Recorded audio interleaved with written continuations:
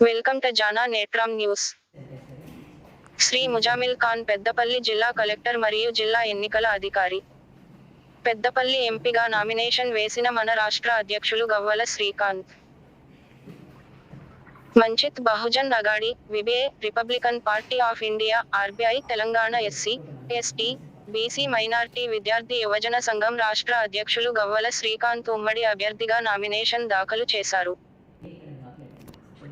గవ్వల శ్రీకాంత్ మాట్లాడుతూ పెద్దపల్లి ఎంపీగా గెలిపిస్తే ఉచిత విద్య, వైద్యం, కొత్త పరిశ్రమలు ఏర్పాటు చేసి వేలాది మంది నిరుద్యోగులకు ఉపాధి కల్పిస్తానని గవ్వల శ్రీకాంత్ అన్నారు. ఇప్పటివరకు గెలిచిన అభ్యర్థులు వివిధ పార్టీలకు చెందిన నాయకులు వారి స్వార్థ ప్రయోజనాల కొరకు వారి ఆస్తులను కాపాడుకోవడం కొరకు మరింత ఆస్తులు పెంచుకోవడం కొరకు పని చేశారు తప్ప విద్యార్థులకు, యువకులకు, ప్రజలకు, నిరుద్యోగులకు, ఉద్యోగులకు ఎలాంటి ఉపయోగపడలేదు.